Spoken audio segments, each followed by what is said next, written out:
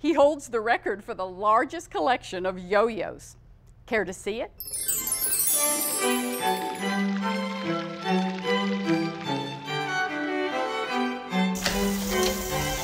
Come on in.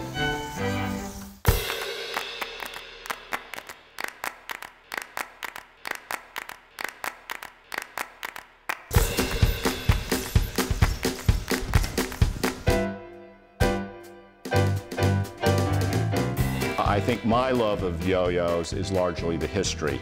I became passionate about yo-yos when I found out about the history of the competitions and how the demonstrators would go around from city to city, and they would have these citywide contests and then state contests and then national contests. And it was really the rites of passage for young men in the 30s, 40s, 50s, and even early 60s to enter these yo-yo contests. And a lot of this history wasn't being preserved. People didn't write about it. It was just something that everybody did, but nobody ever thought to write about it. So when I found out about it and found that it was being kind of a lost piece of Americana, I started writing about it, wrote a book on the history of yo-yo and collecting. And this is what I think drives my passion. Dip dip dip dip dip dip doody dow ba doopy doo ba da da. The way yo-yos would have been sold, say, 50 years ago. If you went into the 5 and 10 store, usually the counter would have a little carton here with a lot of graphics on there, full of yo-yos, and you just pick one up, and usually you would spend 25 or 50 cents. Here's a Hostess cupcake yo-yo that looks like a Hostess cupcake. These toys here are called bandolores. These were yo-yos before we called them yo-yos. And this goes back hundreds and hundreds of years. The bandolore was one of the favorite toys of the elite. A lot of people ask what my favorite type of yo-yo to collect is. And interestingly enough, it's probably not the most expensive or even the most historic, but I love cartoon character yo-yos or character yo-yos.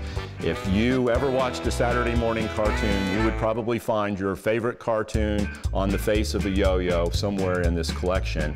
In 1960, they came out with these Shrieking Sonic satellite yo-yos, and you can hear the screaming Sonic satellite right there. This is a yo-yo that was a prop in the movie Viva Rock Vegas, the Flintstones movie. This is called the vaporizer yo-yo, and the reason it's called the vaporizer yo-yo, if you kind of go like this, it smells like strawberries. And what yo-yo collection would be complete without the disco ball yo-yo?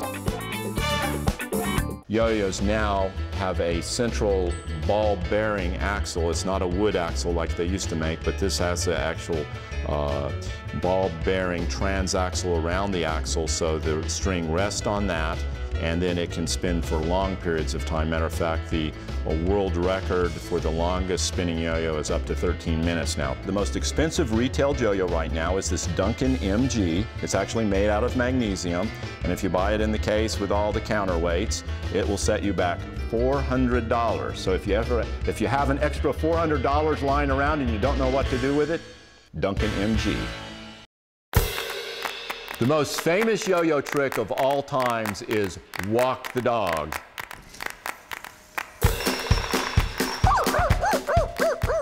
Every new generation discovers the yo-yo and finds out what a wonderful toy it is. So I think it's great that the History Center took the chance to highlight the yo-yo.